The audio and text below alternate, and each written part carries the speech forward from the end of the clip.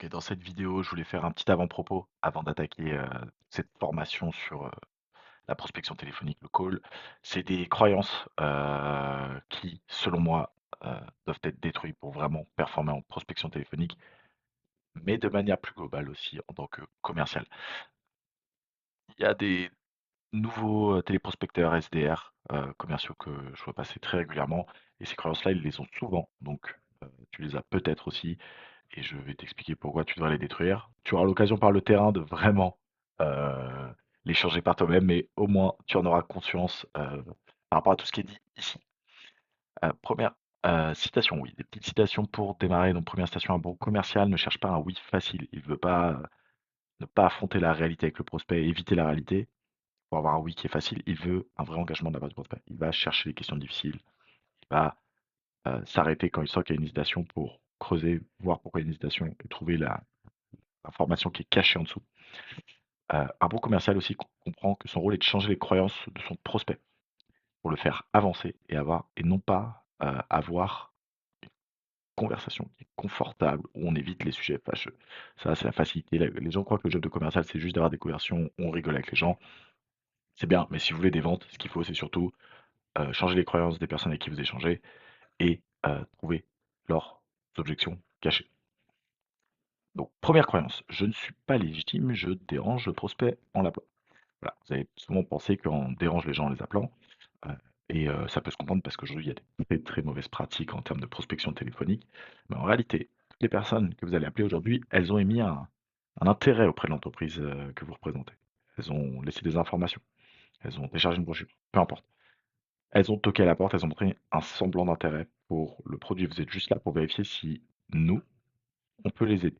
Vous êtes là pour les aider à voir si leur problème peut avoir une solution sur le produit ou le service de notre organisme de formation ou CFA. Donc, il faut vraiment que vous changez ça. La vérité, c'est que tu déranges pas, tu réponds à un appel à l'aide. Le prospect, il a laissé des coordonnées, il a rempli un formulaire, il a tapé à la porte. Tu fais pas un appel à froid, tu fais un appel juste de prescription. Ton but, c'est de vérifier, de voir si on peut l'aider. Donc, ne te sens pas illégitime de l'appeler, tu vas prendre de ton temps pour l'aider à résoudre ton problème. Voilà, imagine un ami qui te dit je galère avec mes douleurs de dos. Tu lui proposes un bouquinet. T'es pas en train de le déranger. Tu es juste en train de lui donner une solution. Bah là, c'est pareil. T'es pas en train de le déranger en lui prenant le temps de lui transmettre une personne qui peut lui vendre une solution. Heu, Là, c'est pareil. Deuxième croyance, il faut demander l'autorisation avant de parler. Donc c'est les grands classiques: «Est-ce que je vous dérange? Vous avez 5 minutes?» Celui qui va diriger la conversation va envoyer une image de confiance et d'autorité. Donc vraiment, tu ne dois pas demander l'autorisation, pour parler avec les gens, d'autant plus qu'ils ont laissé leurs infos, hein. Tu vas prendre de ton temps pour l'aider, sens-toi légitime. Si tu demandes la permission à chaque phrase, tu envoies l'image de quelqu'un qui n'est pas sûr de lui. Et si tu n'es pas sûr de toi, pourquoi le prospect, pardon, devrait être sûr de toi?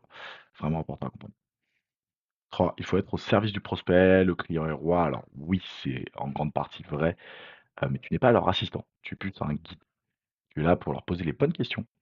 Et si tu te mets trop en dessous, tu vas perdre un peu le lead, le prospect il va te marcher dessus et les prospects, particulièrement B2C, tu verras, si tu perds le lead, ils te marchent dessus. C'est important que vite, toi, tu leur montres quelqu'un de sérieux. Et là, ils sont beaucoup plus à ton écoute et tu pourras les aider en leur faisant changer leurs croyances si tu prends le lead sur la conversation. Un bon SDR, c'est pas un serveur, c'est un prescripteur. Ah, petite métaphore, bah, par exemple, si un guide de montagne me demande, ne me demande pas si j'ai envie de monter ou pas. Il dit: «Mets tes chaussures, on y va, je te montre le chemin». Toi, tu pareil, c'est ce guide de montagne.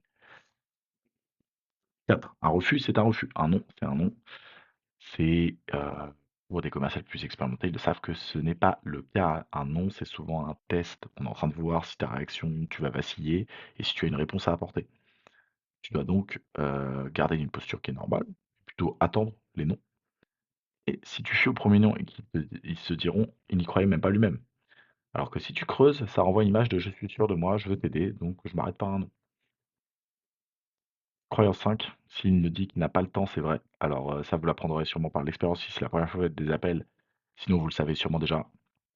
Heu, L'objection du temps est plutôt un non poli, ou ce qu'on appelle en vente un écran de fumée. C'est un moyen de poliment d'essayer de vous dire non, c'est juste que vous n'avez pas encore convaincu, vous n'avez pas tapé encore au bon endroit, vous n'avez pas réussi à comprendre quel est son besoin.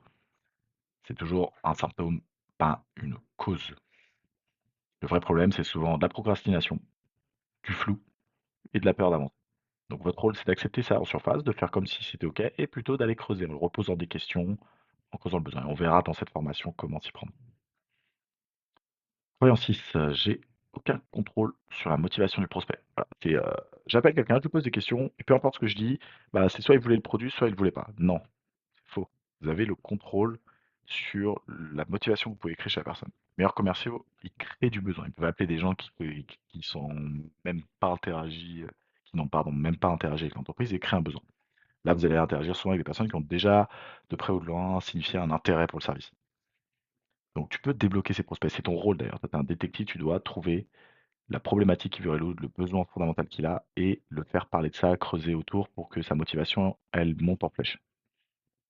Les bons leviers qu'on verra tout au long de la formation, questions ouvertes, appuyer sur ses douleurs et ses problèmes, créer de la rareté, mettre de la preuve sociale sur des choses qui ont un impact fort sur la motivation, euh, euh, que vous pouvez avoir le prospect avant l'échange avec toi et après l'échange avec toi. Toi, tu dois être un amplificateur de motivation des prospects sur le produit ou le service. Si, si tu es juste passif, finalement, tu es juste quelqu'un qui va prendre des commandes et tu n'auras aucun contrôle sur quel point tu peux performer en call. En 7, les prospects ne mentent pas. L'humain, hein, c'est normal, on est conditionné pour mentir tout le temps, on est poli, on veut pas forcément dire non frontalement à des gens pour les froisser. On veut garder sur des discussions qui sont confortables et il faut vraiment que vous mettiez en tête que la plupart des gens vont vous mentir et vont même, ce que j'aime dire, vous enrober. Ils vont vous dire ce que vous voulez entendre, vous envoyer dans une direction et pouvoir que vous les laissiez tranquilles après. Vous devez, vous mettre ça en tête. Rappelez-moi demain, envoyez-moi un email, revenez vers moi. Ça, c'est juste un moyen poli de vous donner une petite carotte pour que vous les laissiez tranquilles, mais qu'en fait, c'est un non. Donc quand il y a ça, comprenez-le et dites: «Ah, pas de souci. Du coup, qu'est-ce qui fait que vous voulez pas avancer maintenant? Je comprends pas, vous m'avez parlé de ça». Voilà, c'est rentrer dans l'art pour adresser l'objection qu'il y a peut-être en dessous, qui est réelle. Ça, si vous creusez pas, vous trouvez pas de réponse. Si vous avez pas la bonne info de ce qui bloque le prospect, vous pourrez pas y répondre. Donc voilà. Métaphore, c'est comme quand on dit quand vous dites à un pote, s'il vous propose un projet de vacances qui vous plaît pas, ou quelque chose dont vous n'avez pas spécialement envie de faire avec lui, et vous dites: «Ouais, on en reparlera, on se capte bientôt, t'inquiète, ouais, grave, on en reparle la semaine pro». Si vous étiez vraiment intéressé, vous en parleriez direct. Ça, c'est vraiment juste, vous êtes poli, c'est votre ami, vous allez pas lui dire, on se capte bientôt. Bah, là, c'est pareil, c'est un inconnu, il veut pas vous froisser. Il dit: «Ouais, non, mais on en reparle, rappelez-moi, envoyez-moi un email, revenez vers moi la semaine prochaine». Tout ça, c'est des noms. C'est pas grave, mais voilà, faut que tu apprennes à lire entre ces lignes. Croyance 8, ouais, bon, ça revient un peu au même, mais les gens rappellent quand ils sont intéressés, donc c'est dire: «Bah, si la personne est vraiment intéressée, je lui envoie une brochure, un email, il reviendra vers moi». Bon, on est en 2025, l'attention est ultra fragmentée. Les personnes et l'attention est sollicitée de partout, les réseaux sociaux, les emails, le travail, la famille, le sport, les loisirs, tout ça sollicite énormément d'attention. Donc votre rôle, pour aider le prospect à résoudre son problème, de répondre à toutes ces questions, en fait, de résoudre tous ces blocages qui sont internes ou externes pour avancer sur son projet de formation. Donc si vous n'arrivez pas à prendre un rendez-vous pendant l'appel, dans 95 du temps, ils ne reviendront pas. Donc quand quelqu'un vous dit: «Je reviens vers vous», c'est une manière douce de décliner. Vous devez, toujours creuser quand quelqu'un vous dit ça parce que c'est qu'il y a quelque chose derrière qui bloque. Une vraie objection. Là, vous l'avez pas trouvé. Croyance 9, un oui au rendez-vous, c'est un rendez-vous gagné. Eh bien non, non, non, non. Hop là, je voulais mettre ça en titre, ça fasse plus propre. Hop là. Un oui, ça ne suffit pas aussi. Vous faites de la prise de rendez-vous. Vous allez voir que, mine de rien, dire oui au téléphone à quelqu'un pour une prise de rendez-vous, c'est pas comme faire un virement. Donc là, pour le coup, on peut dire oui pour enrober la personne et le laisser tranquille, mais jamais venir au rendez-vous parce que on n'a pas osé lui dire que ça nous intéressait pas ou dès que le rendez-vous arrive, les 30 minutes nous saoulent tellement, on était tellement pas convaincus qu'on n'y allait pas. Donc si, tu n'as pas créé de lien, pas identifié les blocages ou en créé le besoin, il dira oui potentiellement pour se débarrasser de toi. C'est pas toujours le cas, mais ça sera le cas et il plantera le rendez-vous. Il faut vraiment que toi tu te dises: «Si j'ai bien créé un besoin, j'ai bien adressé toutes les questions, j'ai vendu le rendez-vous, le oui, ce sera un vrai oui d'engagement». Donc voilà, tu ne déranges pas, tu guides, tu prends la parole.